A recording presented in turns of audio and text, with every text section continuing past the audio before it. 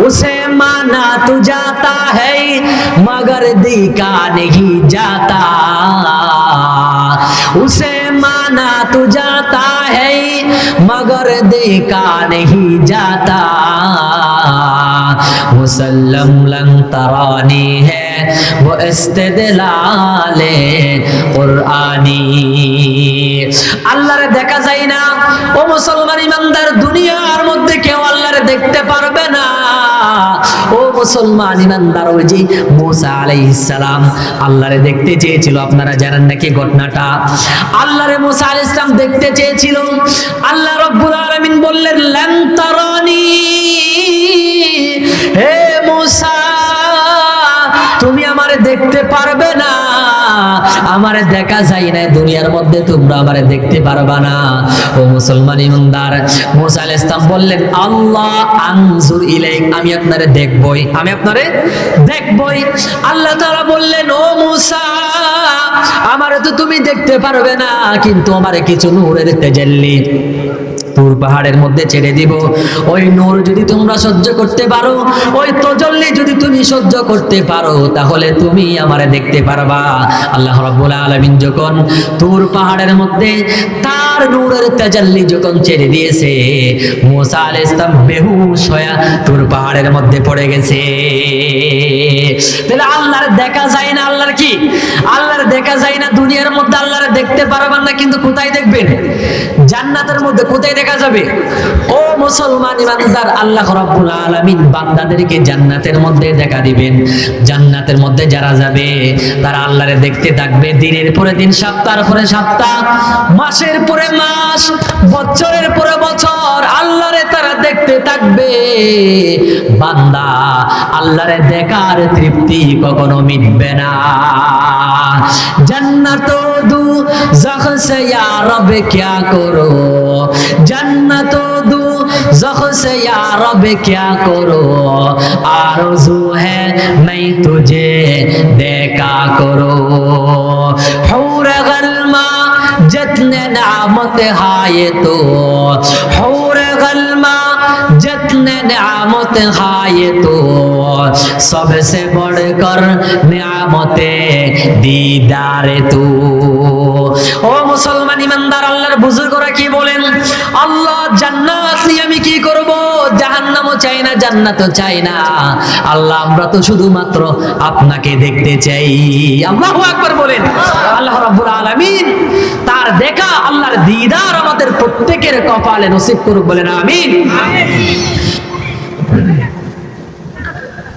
نحمده ونستعينه ونستغفره ونؤمن به ونتوكل عليه ونعوذ بالله من شرور أنفسنا،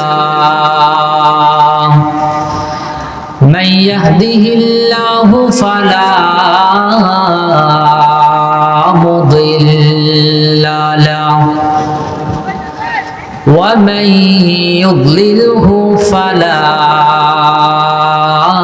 هادي له، ونشهد أن لا إله إلا الله وحده لا شريك له، ونشهد أن سيدنا وحبيبنا ومولانا محمدا عبده ورسوله الذي أرسله الله تعالى بالحق بشيرا ونذيرا وداعيا إلى الله بإذنه وسراجا منيرا، فقد قال الله تبارك وتعالى في كلامه المجيد وفرقانه الحميد، وإذ قال لقمان لابنه وهو يعظه يا بني لا تشرك بالله إن الشرك لظلم عظيم. وقال صاحب القرآن صلى الله تعالى عليه وسلم الكيس من دان نفسه وعمل لما بعد الموت والعاجز من أتبع نفسه هواها وتمنى على الله أو كما قال عليه الصلاة والسلام. اللهم صل على محمد وعلى آل محمد كما صليت على إبراهيم وعلى آل إبراهيم إنك حميد مجيد. اللهم بارك على محمد وعلى آل محمد كما باركت على إبراهيم وعلى آل إبراهيم إنك حميد مجيد. بلغ العلا بكماله كشف الدجى بجماله حسنة جميع خصاله صلوا عليه وآله.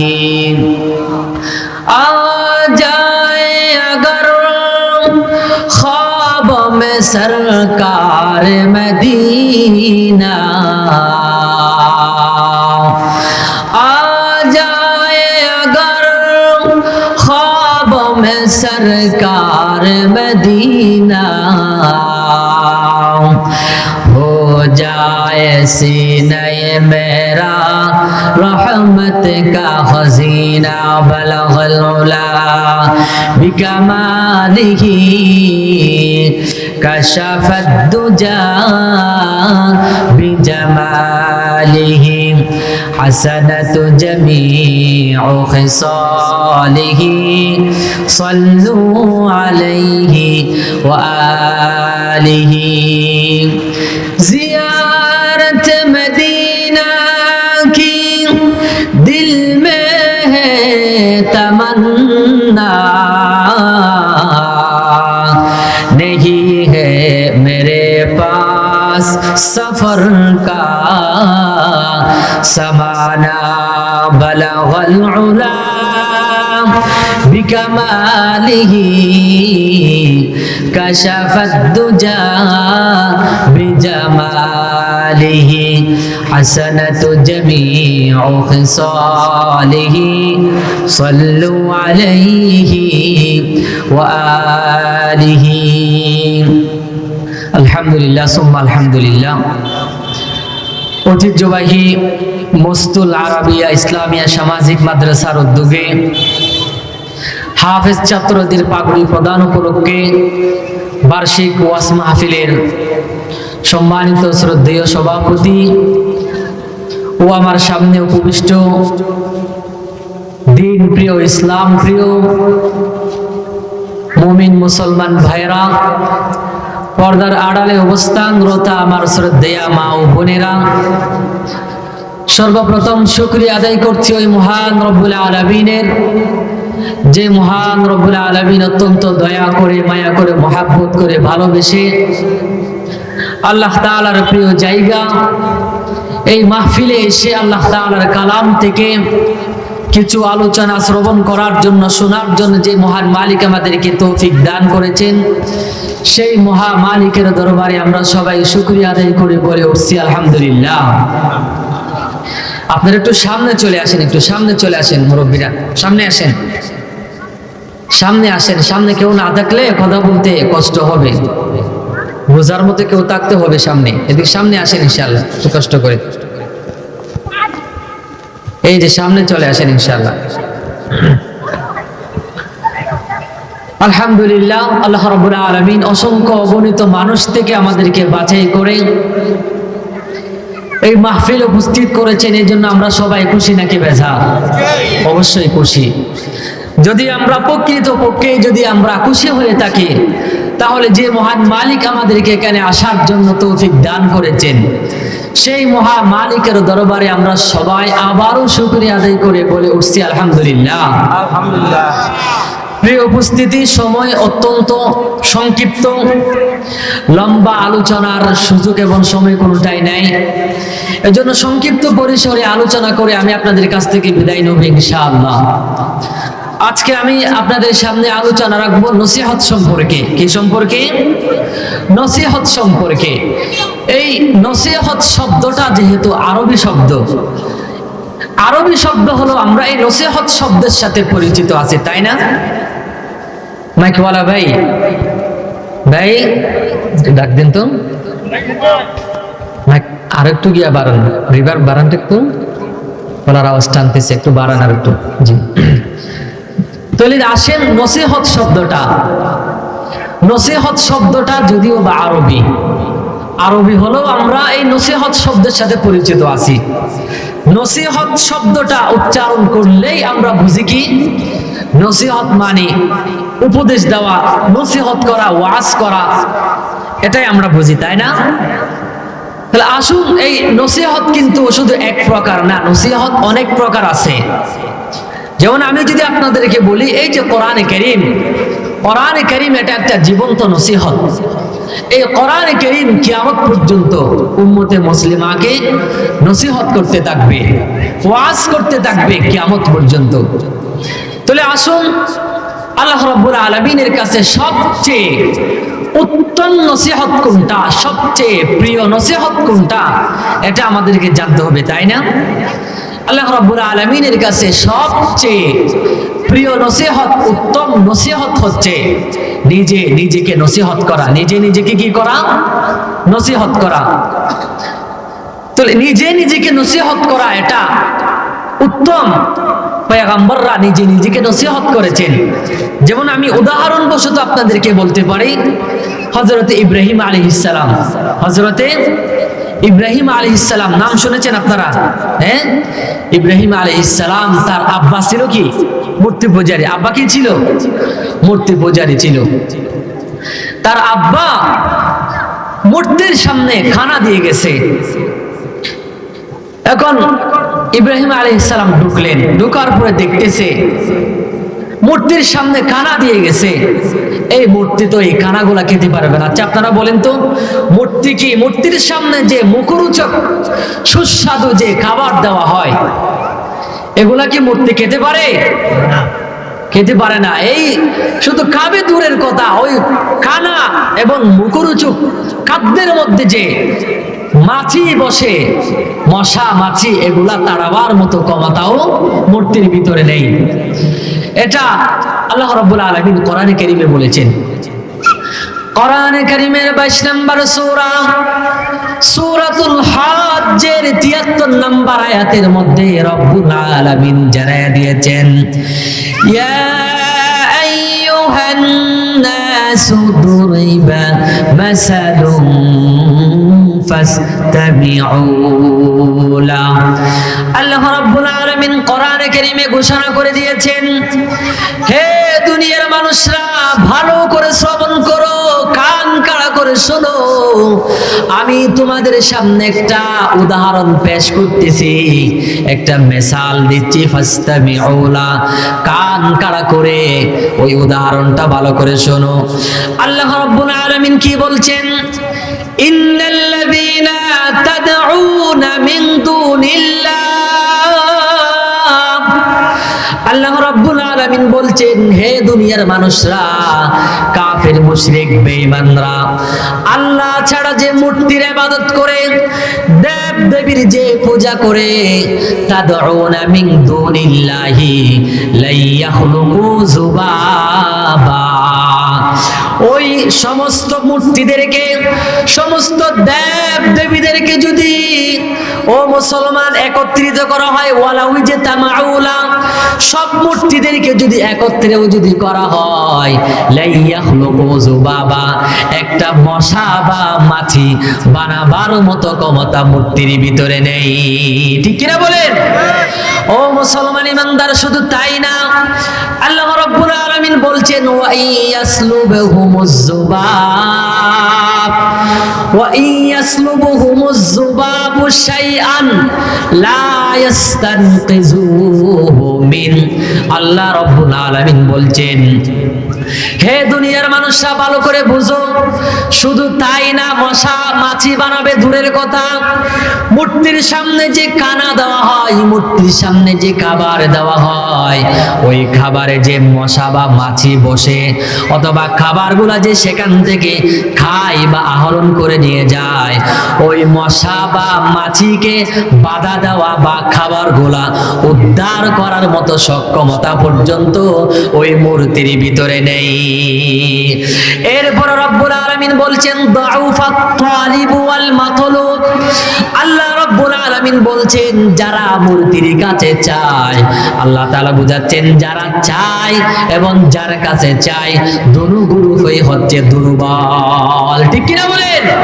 আচ্ছা, আপনারা বলেন তো, যদি দুর্বল না হতো, নিজেরা খুদা বানায়া, নিজেরা দেব দেবী বানায়া, পূজা কইরা, ইবাদত কইরা, আবার নদীর মধ্যে বাসায়া দেয়, উল্টা কইরা পিছনে একটা বাঁশ দিয়া নদীর মধ্যে বাসায়া দেয়, তাহলে আল্লাহ বলছেন এরা হচ্ছে দুর্বল মস্তিষ্কের, দুর্বল ব্রেনের মানুষ, এজন্য তারা এটা করে। তাহলে আসুন, ওই যে ইব্রাহিম আলাইহিস সালামের আব্বা জান মূর্তির সামনে খাবার দিয়ে গেছে, এখন ইব্রাহিম আলাইহিস সালাম ঢুকলেন, ঢুকার পরে দেখতেছে এই মূর্তি তো এই খাবারগুলা খেতে পারবে না। খাবার যদি খেতে না পারে, ও মুসলমান ইমানদার, ইব্রাহিম আলাইহিস সালাম নিজেকে বলতেছে, যদি খাবার খেতে না পারে, তাহলে তো সে কখনো প্রভু হতে পারে না, এই মূর্তি তো কখনো রব হতে পারে না। রব হতে না পারলে তাহলে কি করা যায়? নিজেকে বলতেছে, কুড়াল দিয়া পিটায় ভাঙ্গা যায়। আল্লাহু আকবার বলেন।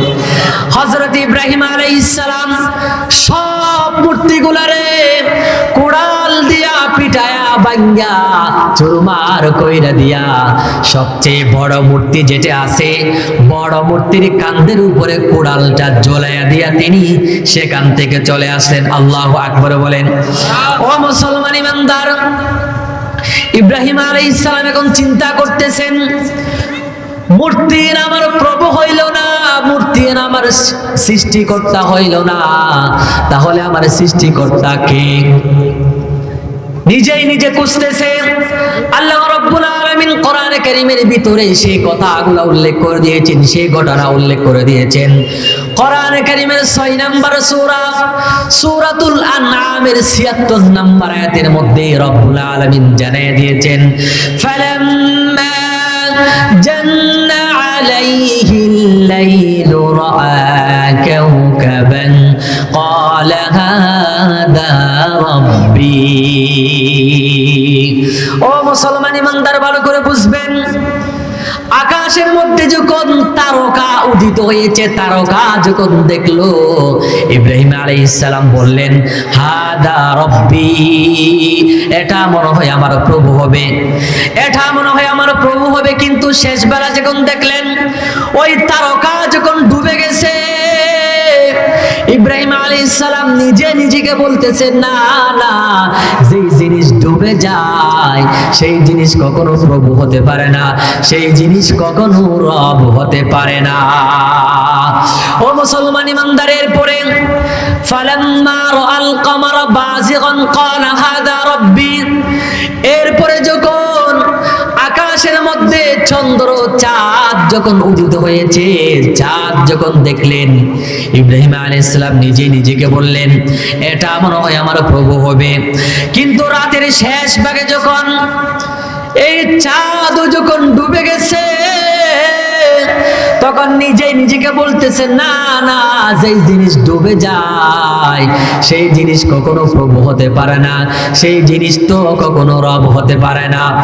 এরপরে সকালবেলা ভোরের সূর্য যখন উদয় হয়েছে তখন বলতেছে, ফালাম্মা রাআ আশ-শামসা বাযিগাতান ক্বালা হাদা রাব্বি হাদা আকবার।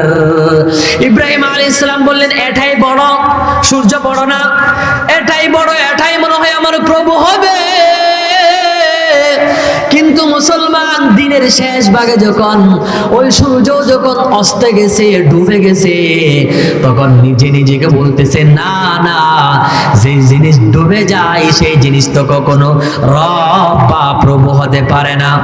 এখন ইব্রাহিম আলাইহিস সালাম নিজে নিজেকে বলতেছে, হয়তো এই সূর্যকে যিনি সকালবেলা উঠায়, বিকালবেলা সূর্যকে যে আবার ডুবাইয়া দেয়, রাতের শুরু ভাগে চন্দ্রের উঠায়, রাতের শেষ ভাগে আবার চন্দ্রের চাঁদকে ডুবাইয়া দেয়, ও মুসলমান ইমানদার, তারকাকে যে উঠায় আবার ডুবাইয়া দেয়, তিনি মনে হয় আমার রব, তিনি মনে হয় আমার প্রভু। হয়তো তাকে মারা যায় কিন্তু তারে দেখা যায় না। আচ্ছা আপনারা বলেন তো, আল্লাহর কি দেখা যায় নাকি?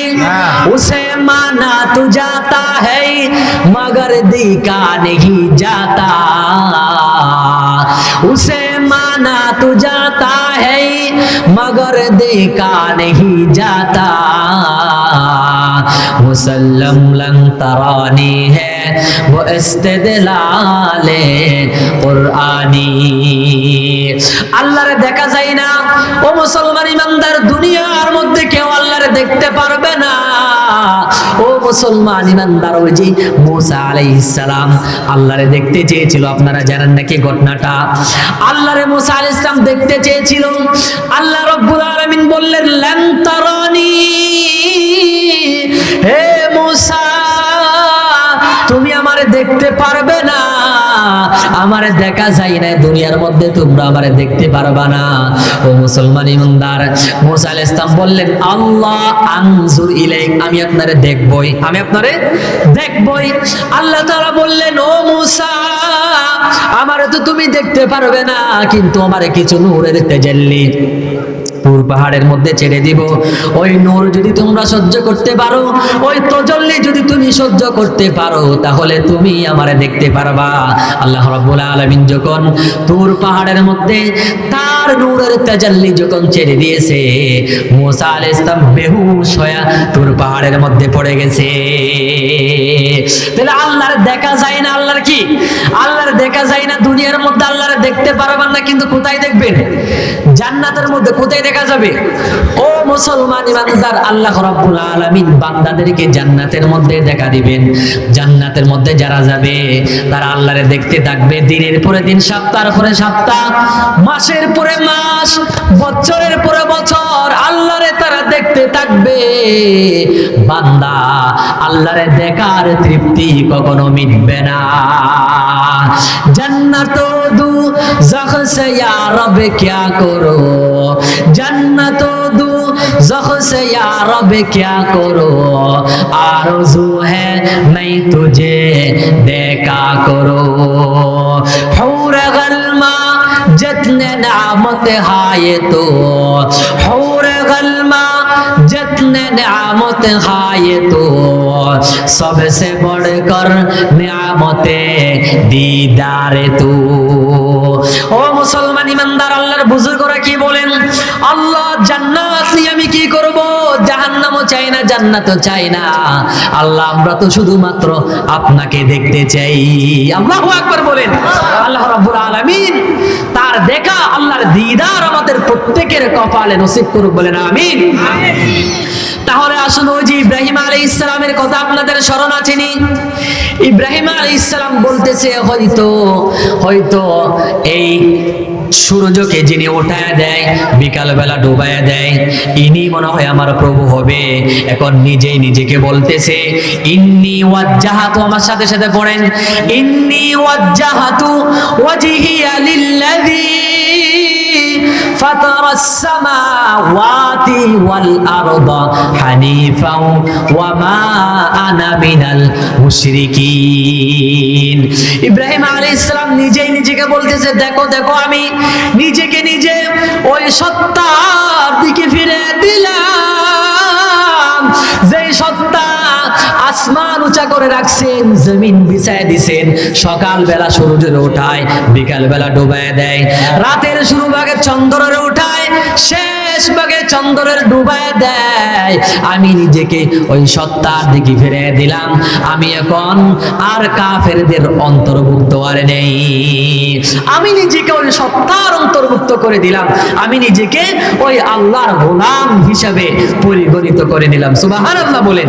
তাহলে আসুন, আমি বোঝাতে চেয়েছিলাম ইব্রাহিম আলাইহিস সালাম নিজেই নিজেকে নসিহত করেছে। নিজেই নিজেকে নসিহত করার কারণে আল্লাহ রাব্বুল আলামিন নিজের সন্তান অর্থাৎ ইব্রাহিম আলাইহিস সালাম নিজের খোদার সন্তান আল্লাহর সন্তান নিজেই নিজে বের করে ফেললেন। সুবহানাল্লাহ বলেন। তাহলে আসুন, কিতাবের ভিতরে আসছে নিজে নিজেকে নসিহত করা, এটা হচ্ছে পয়গম্বরদের গুণ। কাদের গুণ? পয়গম্বরদের গুণ। কিন্তু কিয়ামত পর্যন্ত যে সমস্ত মানুষ নিজে নিজেকে নসিহত করবে, আল্লাহ রাব্বুল আলামিন তাদেরকে ওলি বানিয়ে দিবেন। তারা ওলি হয়ে কবরে যাবে। সুবহানাল্লাহ বলেন। যেমন এরকম আল্লামা হাফিজ রহমাতুল্লাহি আলাইহি, আল্লামা হাফিজ রহমাতুল্লাহি আলাইহি কবি ছিলেন। কি ছিলেন? কবি ছিলেন। রাজারে রাজপ্রাসাদে গিয়া রাজারে কবিতা শোনাইতো। তো আসা যাওয়ার মধ্যে এক মহিলার সাথে তার প্রেমের সম্পর্ক হয়ে যায়। আসলে ধরতে গেলে কবিরা সাধারণত গুনার দিকে একটু বেশি ধাবিত হয়। কবিরা যারা শিল্পী বা কবি আছে তারা সাধারণত গুনার দিকে একটু বেশি ধাবিত হয়। এটা আমার কথা না, আল্লাহ বলছেন ওয়াশআরাউ ইয়াত্তাবিউহুমুল গাউন। তো সেই হিসেবে আল্লামা হাফিজ রহমাতুল্লাহি আলাইহি রাজারে যাইয়া কি শোনাইতো? কবিতা শোনাইতো। আসা যাওয়ার পথের মধ্যে এক মহিলার সাথে তার সম্পর্ক হয়ে গিয়েছে। প্রতিদিন ওই মহিলার সাথে সাক্ষাৎ হয়, প্রতিদিন ওই মহিলার সাথে দেখাশোনা হয়। একদিন দেখতেছে হঠাৎ করে ওই মহিলাকে আর পাওয়া যায় না। ওই মহিলাকে আর পাওয়া যায় না। ও মুসলমান ইমানদার, হাফিজ ওই মহিলার দরজার মধ্যে গিয়া দারোয়ানকে জিজ্ঞেস করতেছে, ও দারোয়ান, যে মানুষটা প্রতিদিন আমার জন্য এই জায়গার মধ্যে অপেক্ষা করত, যেই মানুষটা প্রতিদিন, যেই মহিলাটা প্রতিদিন আমার জন্য এখানে অপেক্ষা করত, সেই মহিলাটা কোথায় কোথায় গিয়েছে? আমি কেন তার দেখতে পাচ্ছি না? তখন দারোয়ান বলতেছে, সে তো মারা গেছে, সে তো আর এই দুনিয়ার মধ্যে বেঁচে নেই, সে তো মারা গেছে। এই কথা বলার পরে হাফিজ বলছেন, সে যেহেতু মারা গেছে তাহলে তো আমিও মারা যাব, আমিও তো দুনিয়ার মধ্যে থাকতে পারবো না, আমিও তো দুনিয়ার মধ্যে থাকতে পারবো না। আচ্ছা আপনারা বলেন তো, আমরা কি থাকতে পারবো? দুনিয়ায় থাকতে পারবো? একদিন তোমারি নাম মসজিদে হবে এলান। বলেন, একদিন তোমারি নাম মসজিদে হবে এলান। একদিন তোমাকে পরিয়ে কাফন, সঙ্গী স্বজন করবে দাফন। একদিন তোমাকে পরিয়ে কাফন, সঙ্গী স্বজন করবে দাফন। হঠাৎ চলে যাবে আদরের দন, প্রিয় মা বাবার বাসিয়ে নয়ন। তৈরিতে তৈরি রেখো সুন্নতি আমলিমান। একদিন তোমারি নাম মসজিদে হবে এলান। ঠিক কিনা বলেন? একদিন আমার আপনার নাম, একদিন আমার আপনার নাম মসজিদের মাইকে এলান হবে, ঘোষণা হবে, আমিও মারা যাব, আপনিও মারা যাবেন। তুই আল্লামা হাফিজ রহমতুল্লাহি আলাইহি তিনি নিজেকে নিজে বলছেন সে যেহেতু মারা গেছে আমিও তো মারা যাব। হ্যাঁ, এভাবে নিজেকে নিজে নসিহত করতেছিলেন। সে তো কবি ছিল, সে কি ছিল? কবি ছিল। সে নিজের কবিতার ভাষায়, সে যেহেতু কবি ছিল, কবিতার ভাষায় নিজেকে নসিহত করা আরম্ভ করলো। বসনো হাফেজে বতু গোয়ম কেবল তাজা নুমি মানদ, বসনো হাফিজ বতু গোয়ম কেবল তাজা নুমি মানদ, আগরে মানদে সবে মানদে সবে দিগর নমি মানদ, গুলাজে গুলশন জুদা গশতা তোরও তাজা নমি মানদ, আগরে মানদে সবে মানদে সবে দিগর নবী মানদ, হমেশা ইজ্জতে মেহমান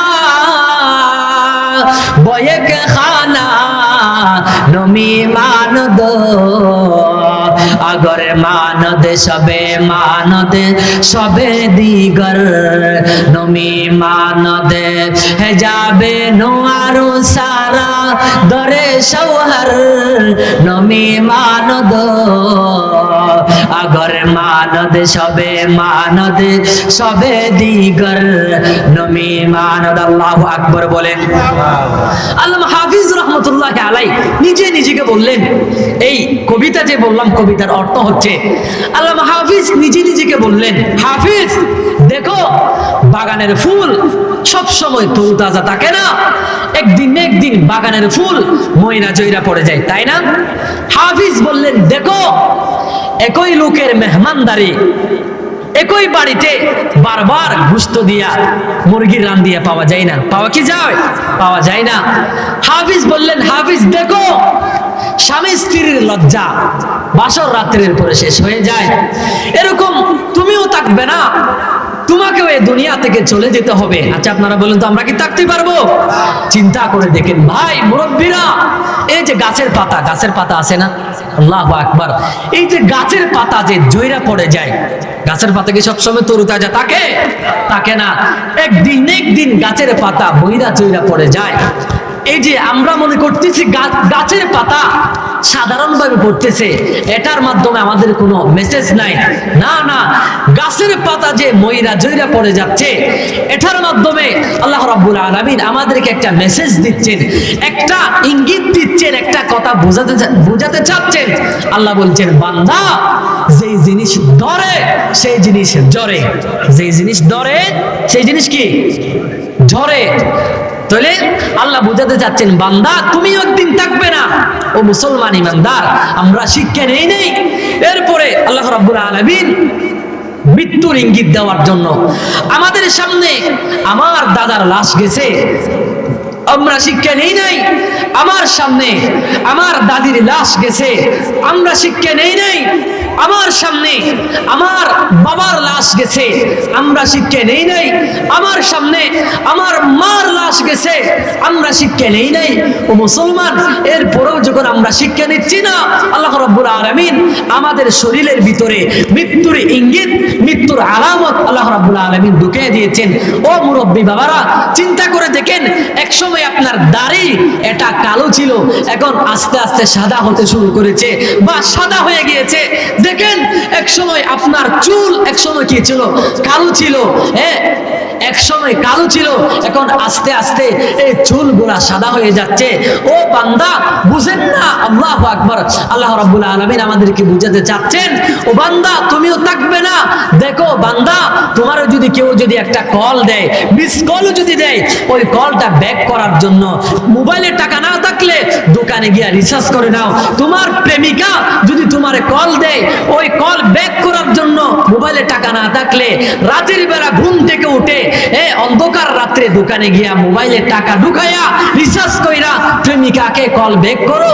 ও বান্দা, আমি আল্লাহ রাব্বুল আলামিন যে তোমাদেরকে প্রতিদিন মুয়াজ্জিনের মাধ্যমে 5 বার যে আমি আল্লাহ তাআলা আমার মসজিদের দিকে ডাকতেছি, বান্দা তুমি কি আমার একটু সময় দিতে পারো না?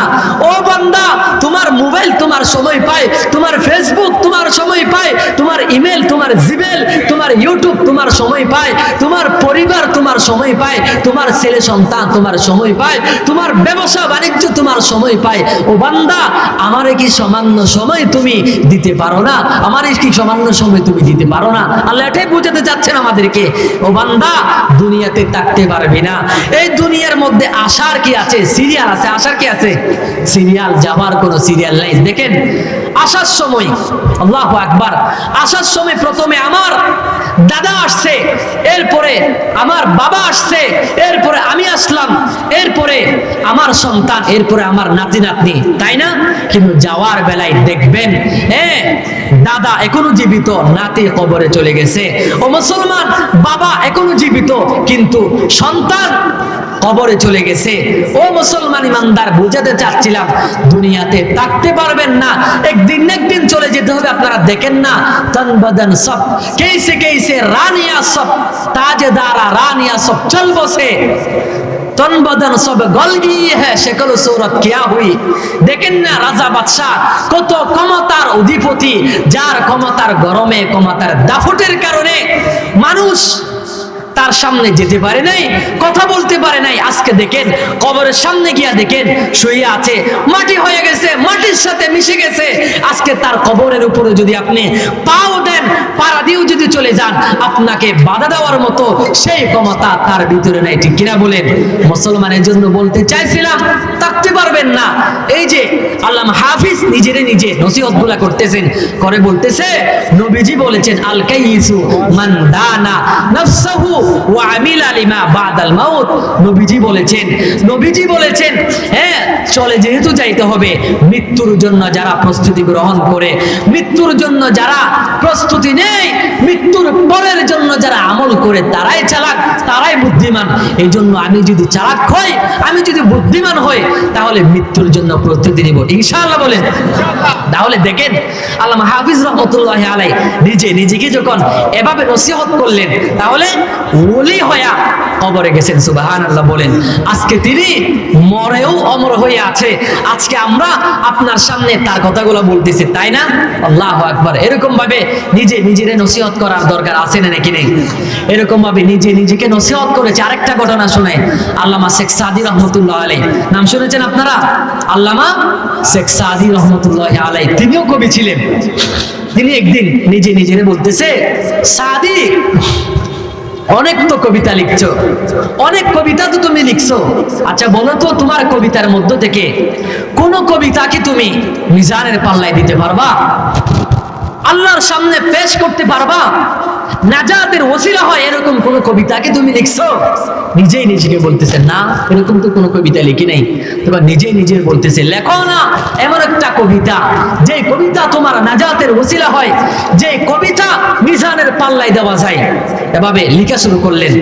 আমার সাথে পড়ুন, বালাগাল আউলা বিকামালিহি কাশাফাত দুজা বিজামালিহি হাসানাতু জামিউ খিসালিহি। বালাগাল আউলা বিকামালিহি, সর্বোচ্চ শিখরে যিনি নিজ মহিমায়, কাশাফাত দুজা বিজামালিহি, কাটিল তিমির রাশি যার রূপের আবায়, হাসানাতু জামিউ খিসালিহি, চরিত্র যার মাধুরী অতি মনোরম।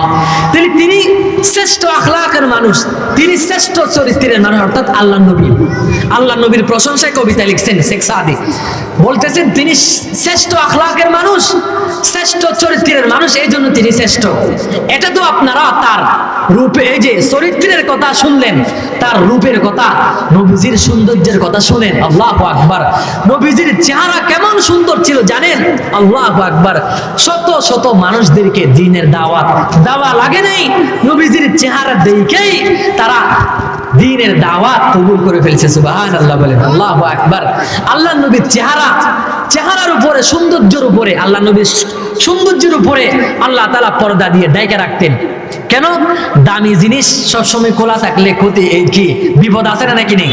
এই জন্য আল্লাহ রাব্বুল আলামিন নবীজির সৌন্দর্য ঢাকা রাখতেন, মাঝে মধ্যে খুলে দিয়েছেন, সূর্যের আলোর চাইতে বেশি আলোকিত হয়েছে। সুবহানাল্লাহ বলেন। আল্লাহু আকবার। দুই একটা বলি, এই যে এক সময় জন্মের পর, হ্যাঁ, আব্দুল মুত্তলিব নবীজির কি দাদা না? হ্যাঁ, আবু তালেব হচ্ছে কি চাচা, আব্দুল মুত্তলিব কি দাদা। আব্দুল মুত্তলিব আমেনার দরজার সামনে গিয়ে বলতেছে, আমেনা তাড়াতাড়ি আমার নাতিরা আমার কোলে দাও, আমার নাতিরা আমার কোলে দাও। আমেনা নিজের সন্তানকে দাদার কোলে উঠাইয়া দিলেন। দাদার কোলে উঠাই দেওয়ার পরে আব্দুল মুত্তলিব নিজের নাতিকে কোলে নিয়ে চলে গেলেন বাইতুল্লাহর দিকে।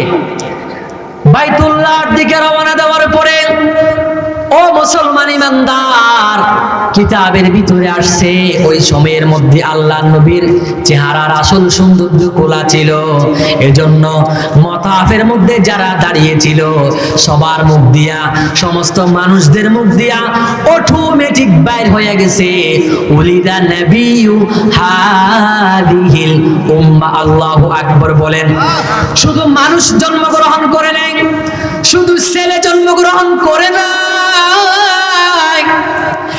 উলিদা নবিয়্যু হাদিহিল উম্মাহ, এই উম্মতের নবী জন্মগ্রহণ করেছে। সুবহানাল্লাহ বলেন। শুধু মানুষ জন্মগ্রহণ করে নাই, এই উম্মতের নবী জন্মগ্রহণ করেছে। সুবহানাল্লাহ বলেন। আল্লাহু আকবার। এরপর আরেক সময় আল্লাহু আকবার, হযরত আয়েশা সিদ্দিকা রাদিয়াল্লাহু তাআলা আনহা, আরেকটু বাড়ান ভাই, মাইকের আওয়াজ একদম কম, কষ্ট হচ্ছে কথা বলতে। আসুন, বাইরে আছে না, একটু ভিতর। তাহলে আসুন, এক সময় হযরত আয়েশা সিদ্দিকা রাদিয়াল্লাহু তাআলা আনহা কাপড় সেলাই করতেছিলেন। হঠাৎ করে লাইট যেটা আছে এটা বন্ধ হয়ে গেছে, মানে আলোর যে মাধ্যম ছিল এটা বন্ধ হয়ে গেছে।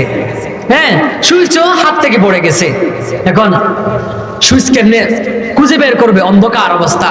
আল্লাহ নবী ওই সময় আল্লাহ রাব্বুল আলামিন নবীজির চেহারার সৌন্দর্য খুলে দিয়েছেন। হযরত আয়েশা বললেন, ওই সময় নবীজির চেহারার সৌন্দর্য দিয়া আমি ওই সুইচটা খুঁজে বের করে ফেলছি। সুবহানাল্লাহ বলেন। কাশাফাত দুজা বিজামালিহি। আল্লাহু আকবার। এরপর আরেক সময় নবীজি সাল্লাল্লাহু আলাইহি ওয়াসাল্লাম মসজিদে নববীতে বসা আছেন, মসজিদে নববীতে বসা আছেন।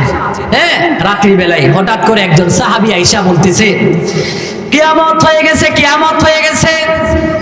কেন?